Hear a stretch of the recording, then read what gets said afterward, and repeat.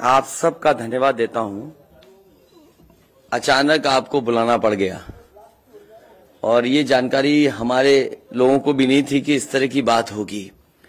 हालांकि ये सूचना मिल रही थी कि लखनऊ से जो मुख्यमंत्री उनके सबसे बड़े अधिकारी हैं और प्रमुख सचिव का जगह जगह फोन जा रहा है कि जहां भारतीय जनता पार्टी हारे वहां पर काउंटिंग स्लो करिए।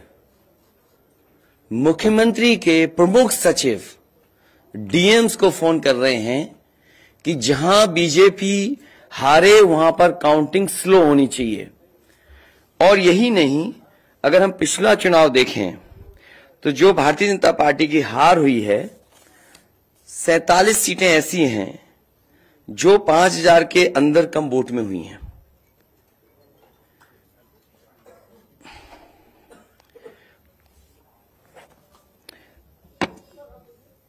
सैंतालीस सीटें ऐसी हैं पिछले चुनाव की जहां पर 5000 वोट के कम फासले से भारतीय जनता पार्टी जीती है।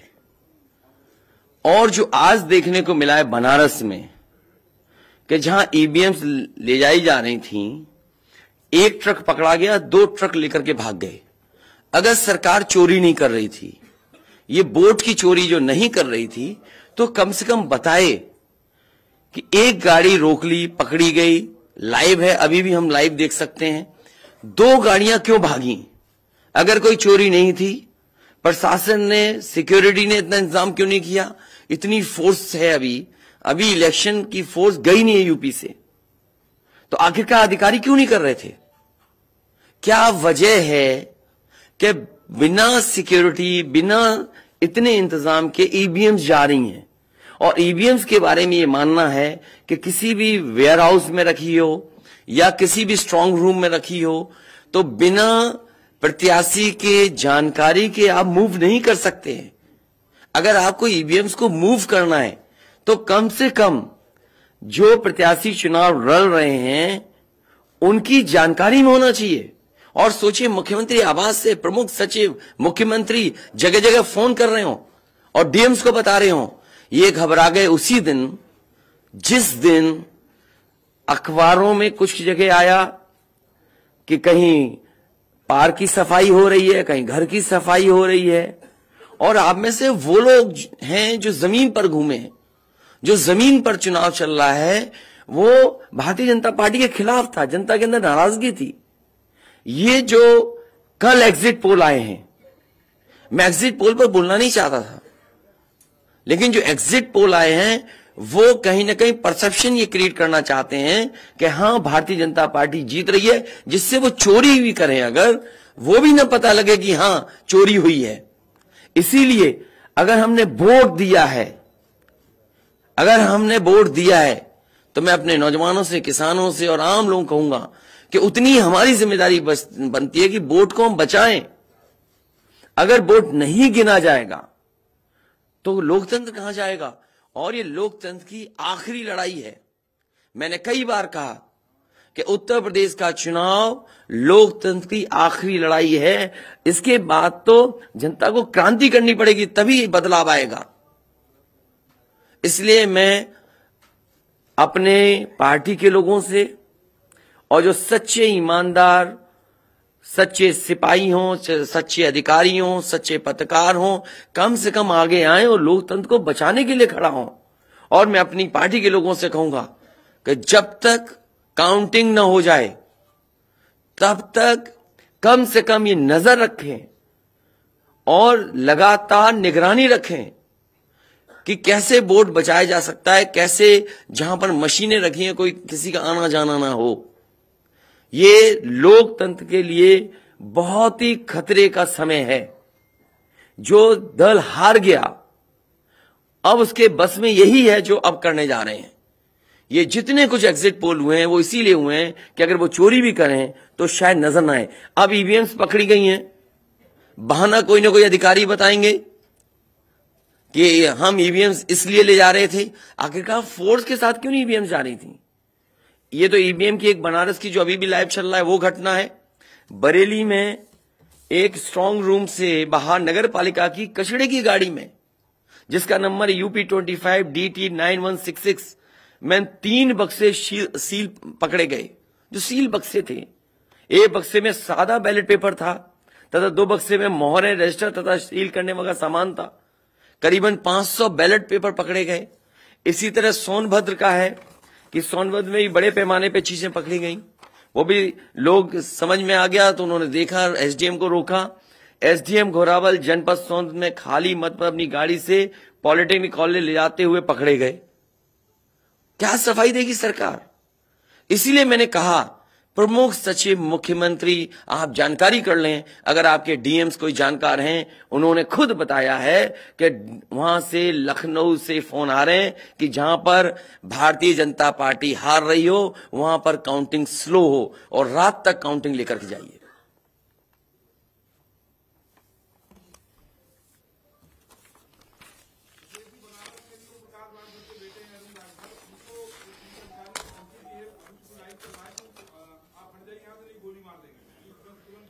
तो मैंने आपसे कहा कि ये लोकतंत्र का आखिरी चुनाव है।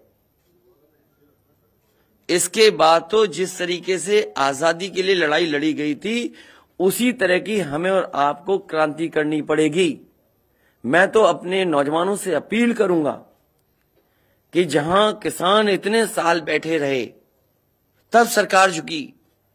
कम से कम 3 दिन लोकतंत्र के अखंड प्रहरी बनकर के EVMs को बचाएं और चुनाव को बचाएं। मैं किसी DM का इसलिए नहीं मानूंगा। DM कौन होता है? अगर प्रमुख सचिव मुख्यमंत्री फोन करेगा, DM क्या कर सकता है? DM की क्या हैसियत है? ये फिर जो प्रत्याशी लड़ने रहे थे उनको आखिरकार DM ने क्यों नहीं बताया? DM अगर ये जवाब दे रहा है तो उस DM से पूछिए कि DM ये बताओ कि तुमने जो प्रत्याशी चुनाव लड़े थे उसके बारे में क्यों नहीं बताया उन प्रत्याशियों को? ये DM आखिरकार किसके नीचे काम कर रहे हैं? और बनारस जैसी पोस्टिंग किसी DM को मिली होगी, इस DM को मैं भी जानता हूं। जब पहली पोस्टिंग मैंने मुजफ्फरनगर दी थी, मैं नहीं जानता ये DM कौन है, किसकी सिफारिश पे ये मुजफ्फरनगर पहली बार गया था। बेईमानी करा रहा है ये DM। और जवाब ये DM का कि ट्रेनिंग के लिए जा रहे हैं। तो आखिरकार पॉलिटिकल पार्टीज को क्यों नहीं जानकारी दी? क्या जवाब है उनके पास इसका? और जब बाकायदा गाइडलाइन लिखी हुई है यहां पर कि आप EVMs का मूवमेंट नहीं कर सकते, आप कैसे EVM का मूवमेंट कर रहे हैं? आप पूछिए जो दिया बयान। अरे भाई, मैं तो कह रहा हूं किसी आपने जो पॉलिटिकल चुनाव लड़ रहे हैं उनके बारे में क्यों नहीं बोल रहे हैं आप? और आप भी DM की बात को मानते हो। वो वर्जन इसलिए बोल रहे हैं क्योंकि सरकार एक भाषा बोलेगी, ऊपर से नीचे तक भाषा एक बोलेगी। आप बताइए, जब समाजवादी सरकार का चुनाव था, इलेक्शन कमीशन ने जो शिकायत की उस अधिकारी को हटाया गया? आज इलेक्शन कमीशन ने किसी अधिकारी को हटाया हो? एक अधिकारी अगर इलेक्शन कमीशन हटाया हो तो बता दो। मुझे कोई उम्मीद नहीं। इसीलिए मैं कह रहा हूं कि लोगों को लड़ना पड़ेगा। अगर लोकतंत्र बचाना है तो कहीं ना कहीं तैयारी करनी पड़ेगी लोकतंत्र बचाने के लिए। जो गाइडलाइन है, आज जो बैलेट पेपर पकड़े गए हैं सोनभद्र में, जो बैलेट पेपर पकड़े गए हैं आपके बरेली में, जिस तरह EVMs को ले आया जाता है, ये सवाल बड़ा है। अधिकारी वही भाषा बोलेंगे जो उनको बोलने के लिए सरकार कहेगी। वो नहीं चाहते कि ओम प्रकाश राजभर जी, क्या भूल गए? इलेक्शन कमीशन याद नहीं है? ओम प्रकाश राजभर जी नॉमिनेशन के लिए गए, इनको अपमानित नहीं किया गया? क्या प्रशासन कार्रवाई कर रहा था? स्वामी प्रसाद मौर्य जी के साथ क्या व्यवहार हुआ? कोई भूल जाएगा इन बातों को? और चुनाव भर में क्या भाषण थे, क्या भाषा का इस्तेमाल था? हर जगह डराने का काम जनता को। ये अलग बात है। कम से कम इलेक्शन कमीशन को ये देखना चाहिए, खुलेआम जनता देख रही है, आज के जमाने में लाइव है कि किस तरीके से EVMs को ले आया जा रहा था। चुनाव आयोग को सबसे पहले जिलाधिकारी बनारस पे कार्रवाई करनी चाहिए कि आखिरकार उसने किसी को कॉन्फिडेंस में क्यों नहीं लिया। अगर मशीनें जा रही थी तो प्रत्याशियों को क्यों नहीं बताया गया? पॉलिटिकल पार्टीज को क्यों नहीं जानकारी दी गई? अगर ये गाइडलाइन में है कि नहीं है इलेक्शन कमीशन के, आप EVMs को एक जगह से दूसरी जगह मूव करा रहे हैं, आखिरकार इसके लिए जिम्मेदार कौन है? आप ईवीएम लेके जा रहे हैं, अब 2 दिन की बात है, काउंटिंग होनी है।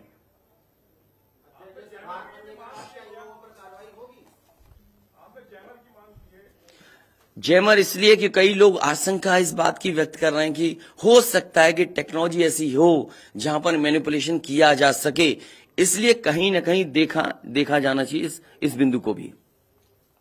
भारतीय जनता पार्टी के नेता लगातार कह रहे हैं कि ओम प्रकाश राजभर हो, स्वामी प्रसाद मौर्य हो, संजय चौहान हो, या जो कहें कि आपके साथ जो लोग आपके चुनाव में आपके साथ आए, आपके साथ चुनाव लड़े, उनको चुनाव नहीं जीतने देंगे, उनको चुनाव किसी भी कीमत पर हम हराएंगे। तो यही तो तरीका है, जो लड़ रहे हैं उनके बेटे ही तो लड़ रहे हैं चुनाव, जहां की वीवीएम पकड़ी गई हैं। और भविष्यवाणी एग्जिट पोल में कैसे आ सकती है? पॉलिटिकल लीडर्स जो बातें कहें, सत्ता के लोग बैठे हुए, वो एग्जिट पोल में कैसे दिखाई दे रहा है? प्रशासन और सरकार की जो चोरी है, इसमें एग्जिट पोल के टेलीविजन चैनल शामिल हैं। आपको ये देखना चाहिए, जो एग्जिट पोल कर रहे हैं क्या मुनाफे के लिए कर रहे थे? जो कंपनियां बड़ी बड़ी सर्वे का पैसा कौन दे रहा है उनको? और जो डेटा दिया है चैनलों को, फ्री दिया गया है कि उपहार में दिया गया है, वो अलग बिंदु है। कोई इतनी बड़ी एक्सरसाइज कर रहा है, उसका फाइनेंशियल बर्डन कौन उठा रहा है?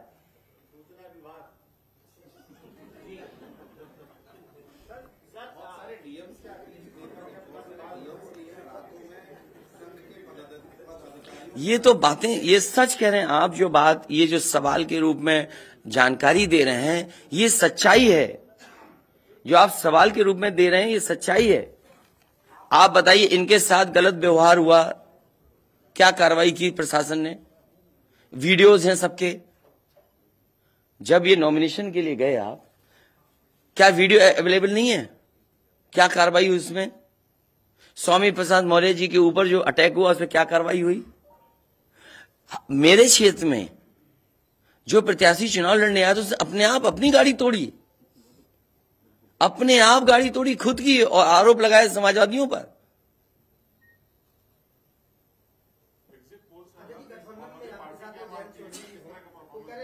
क्या करेंगे जब वोट को लेंगे? आगे वो कह रहे हैं शांतिपूर्ण मतगणना के लिए उन्होंने अपील की है। नहीं, शांतिपूर्ण मतगणना के लिए तो हम भी अपील कर रहे हैं, लेकिन सावधान रहें। अगर वोट दिया है तो वोट को बचाए भी तो सही। अगर ईवीएम्स खुली सड़क पे इस तरह जाएंगी, आप क्या उम्मीद करोगे? आपके बैलेट पेपर पकड़े जा रहे हैं। आपके लखनऊ में ही एक गाड़ी पकड़ी गई थी, उसके अंदर क्या क्या था? वो कहते वो तो हर गाड़ी में टूल बॉक्स होता है। तो टूल बॉक्स में इतना बड़ा हथौड़ा थोड़ी होता है कि आप ताला तोड़ दो। वोट बचाने के लिए कहीं ना कहीं हमें एक अखंड प्रहरी की तरह काम करना पड़ेगा। और अगर हमारे किसान इतने दिनों बैठ सकते हैं, अब तो 3 दिन की बात है, 3 दिन तो बैठना ही पड़ेगा। नहीं तो ये प्रशासन के लोग बैठ करके चोरी करा देंगे, और मामूली चोरी है वोट की। ये लोकतंत्र के साथ है। लोगों को ये भूलना नहीं चाहिए आपके पड़ोसी देशों में क्या हो रहा है। इसलिए मैं ये भी गाइडलाइन पढ़ना चाहता हूं कि जो ईवीएम की मूवमेंट के लिए जो मुझे जानकारी मिली है, वो मैं आपसे पढ़ना चाहता हूं कि all polled EVMs and all reserve EVMs after the poll shall be under cover of arm forces, arm police at all times. Reserve EVMs should also be returned at the same time when the polled EVMs are returned at the receipt center. Reserve EVMs shall not be kept in the strong room meant for polled EVMs. They shall be kept in another strong room meant for keeping reserve EVMs. It must be ensured that all reserve EVMs are also deposited in the strong room meant for reserve EVMs at the same time when the polled EVMs are deposited in the strong room meant for the polled EVMs. तो EVMs के लिए बिल्कुल clear कहा गया है कि कैसे क्या होना है। और भाई जांच भी कौन करेगा? अगर डीएमई जांच करेगा तो क्या उम्मीद करोगे आप उसके लिए? इसके आगे जो पॉलिटिकल पार्टी हम तय करेंगे क्या करना है। अगर हमें कोर्ट का भी सहारा लेना पड़ेगा, लेकिन उससे पहले हम अपने पार्टी के कार्यकर्ता, नेताओं और जो हमारे सच्चे पत्रकार, सच्चे पुलिस फोर्स में लोग हैं या वो लोग हैं, उनसे भी मेरी अपील होगी कि कम से कम लोकतंत्र को बचाने के लिए आगे आए। कोर्ट से पहले मैं आप लोगों के माध्यम से अपील करना चाहता हूं, ऐसे तमाम लोग जो लोकतंत्र को बचाना चाहते हैं वो कम से कम आगे आए।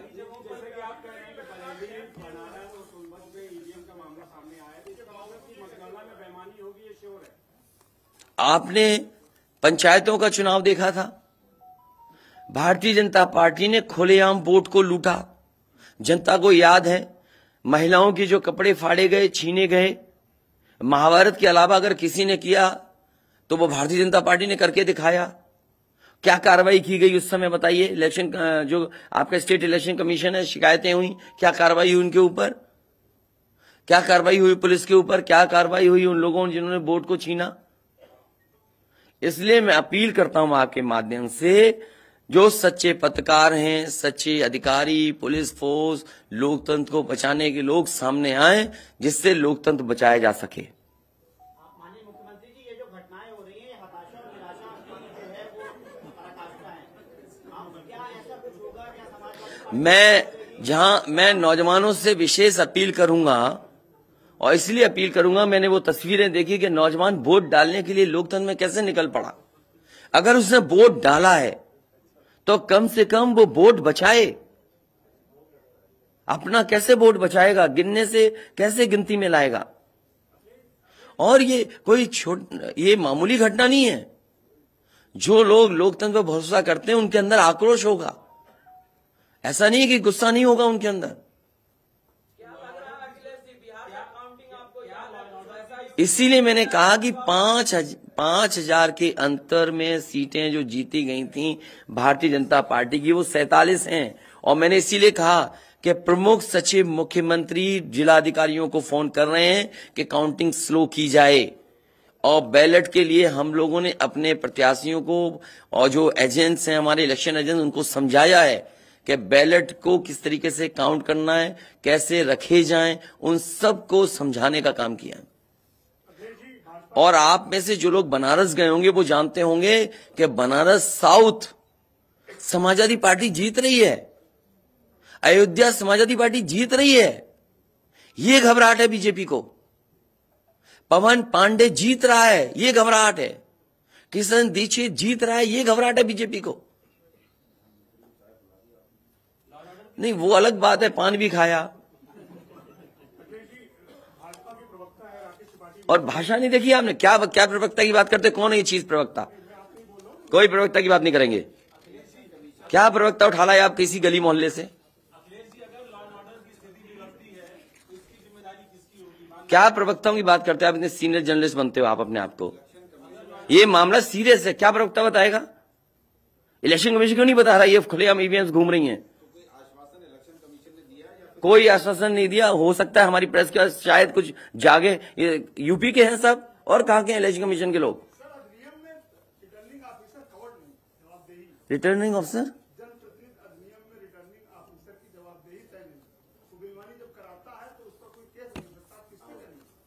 अब ये तो हमें भी जानना पड़ेगा कि क्या करें। इसीलिए मैंने कहा कि हम तैयारी से रहिए। ऐसे तो किसी पे कार्रवाई नहीं कर सकते। हाँ, जिम्मेदारी तो अच्छा इलेक्शन कमीशन की जिम्मेदारी है कि निष्पक्ष चुनाव। इतना बड़ा कमीशन, हम क्यों कह रहे हैं कि इलेक्शन कमीशन की जिम्मेदारी है? क्यों उसको इंडिपेंडेंट बनाई गई ये बॉडी? ये सब जो आपके माध्यम से हो रहा है वो सब लाइव है। जो ये चीजें हो रही है सब लाइव है, सब शिकायतें की जाएंगी, सब देंगे। अभी तो अभी कहो तो अभी लाइव दिखा दें। जब आपको बुलाया है, मैंने तकलीफ दी आपको, इसके बाद हम लोग अपना लिखेंगे।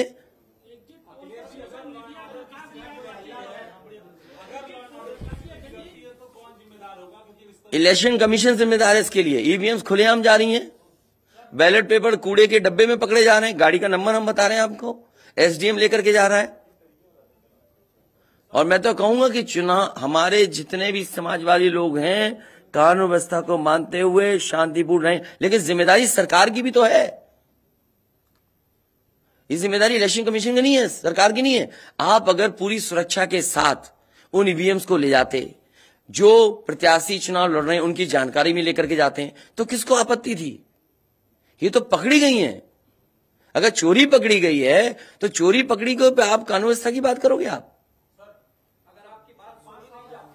तो नहीं सुनी जाएगी। तो समाजवादी पार्टी हर रास्ते को अपनाएगी जहां पर लोकतंत्र को बचाया जा सके। वो जरूरी है। जहां जहां चुनाव हुए हैं, बंगाल में, तमिलनाडु में या किसी भी प्रदेश में, प्रत्याशी और उनके लोगों ने जगह जगह बैठ करके दिन रात पहरा दिया है। अखिलेश जी, निष्पक्ष तरीके से अगर चुनाव होता है तो समाजवादी पार्टी कितनी सीटें आने की उम्मीद है? मैं अभी भी कह रहा हूं, टारगेट हमारा फिक्स था, हमारा गठबंधन 300 के करीब पहुंच जाएगा।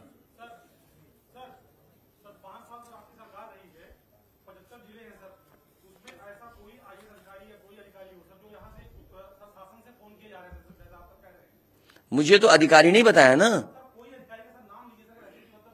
नहीं, मैंने नाम लिया प्रमुख सचिव मुख्यमंत्री का, जिससे मुझे जानकारी मिली, उसका नाम कोई नहीं बता सकता।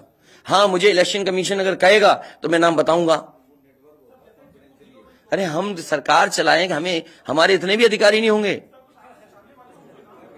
क्यों नाम बताएं चाहने वालों का? अरे तुम में चाहने वाले बैठे, किसी का नाम ले लूंगा मैं? तुम्हारे ही लोग अलग से मुझे मैसेज करते हैं, नाम ले दूं? अब तुम नहीं, वो हमारे दुश्मन हो तो हम क्या करें तुम्हारा? अरे बहुत सारे हैं जो हमें पर्सनल मैसेज भेजते हैं, तो क्यों नाम उनके ले दूं मैं? क्या चीज? अरे नए हो पत्रकार यार, बहुत सीनियर नहीं हो तुम। अपना परिचय दे दो, सब जान जाए आपको। जाने कौन सा एनबी है।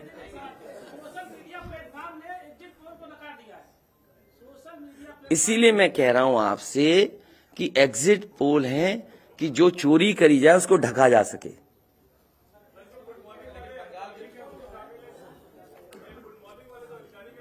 नहीं, अगर ओम प्रकाश राजभर जी से पूछना चाहो तो उनसे ही पूछ लो,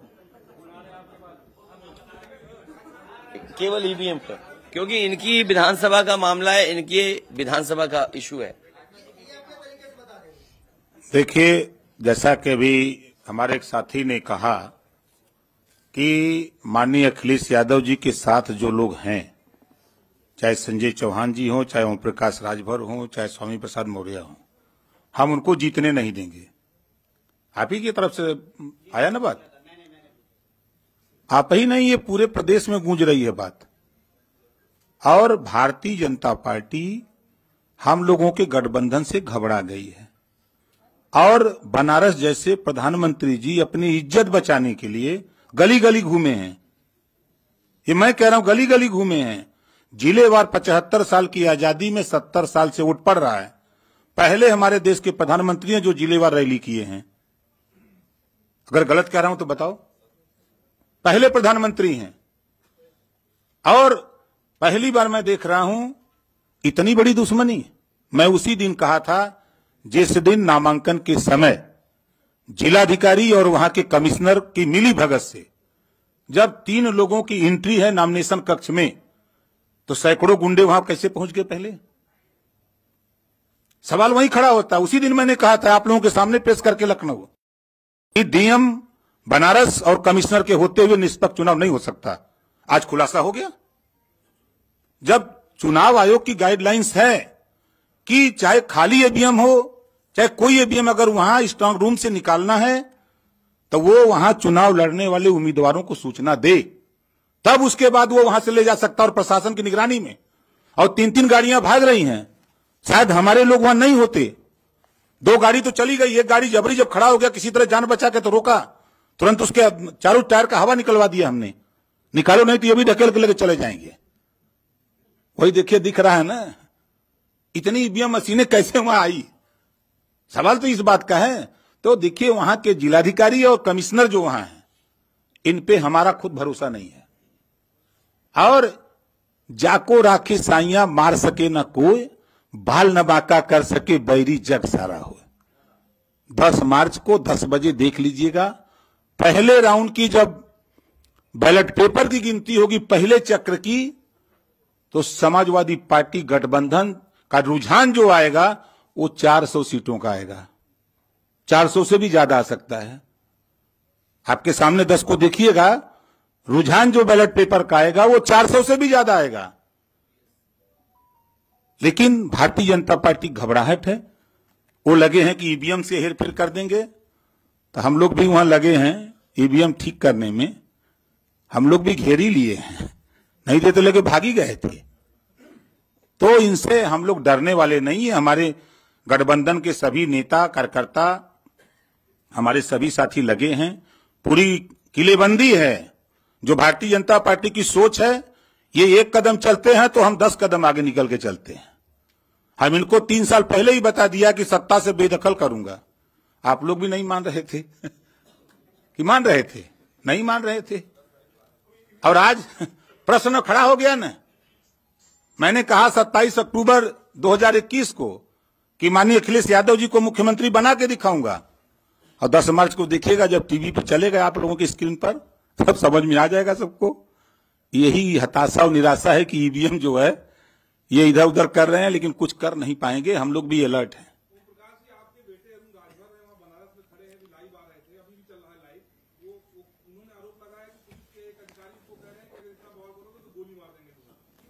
देखिए, धमकाइयां चमकाइयां न पाइयां तो भाग जाइयां ठीक है। ये क्या गोली मारेंगे? वो अपने झंखे दरोगा या सीओ, कोई भी अधिकारी जो ये कह रहा है वो अपने पहले झंखे। वो जिस दिन गोली मारेगा वो कहां रहेगा? धरती अपना रहेगा। ये ओम प्रकाश राजभर हैं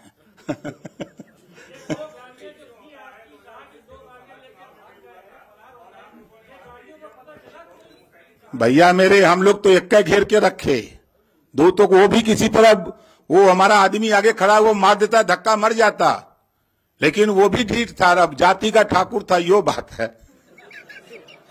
हेमंत सिंह नाम है। अब वो लौट गया, वही कहे चढ़ा दो गाड़ी।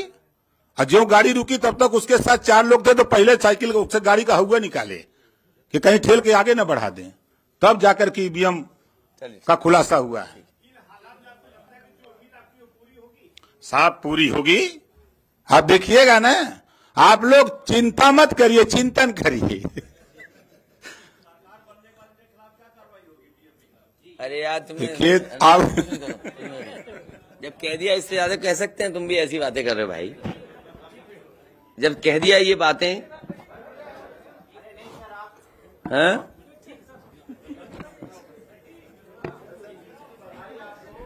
नहीं, अभी मत जीत की बधाई दो। अभी जीत की बधाई हम लेंगे और मिठाई भी बांटेंगे आपको। और देखिए, एग्जिट पोल आ गए, बीजेपी वाले मिठाई का ऑर्डर नहीं दे पाए। हैं? क्या बीजेपी का? नहीं, हम तो खिला ही रहे, कल से ही खिला रहे हम तो। हाँ, हम तो कल से खिला रहे मिठाई। और ये लाइव फिर दिखा दो। अभी लाइव चल रहा है ना। बताइए, अगर अभी तक लाइव चल रहा है, पिछले कितना टाइम, आधा घंटा 45 मिनट हो गया, उससे ज्यादा टाइम हो गया, अभी तक प्रशासन वहां पर अपनी मशीनें लेने नहीं आया। आप सोचिए आप, तो इसका मतलब यह है कि वो डरे हुए हैं कि चोरी कर रहे थे, पकड़ी गई।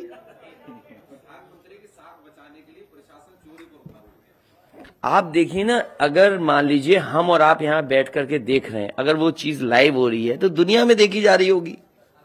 उनको परवाह ही नहीं है कि मशीन कौन ले जा रहा है, ले जाने दो। अभी लाइव हो रहा, सोचिए कितनी इतना समय इसमें प्रशासन जाता, बातचीत करता, नहीं ले जाए ईवीएम्स।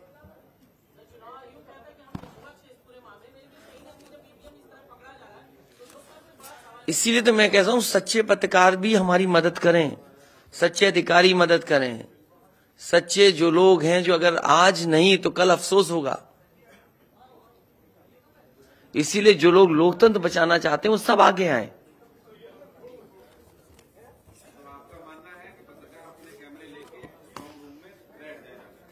न पत्रकार बैठे, लेकिन कम से कम आवाज तो उठे। चलिए, बहुत धन्यवाद आप सब लोगों का, बहुत धन्यवाद।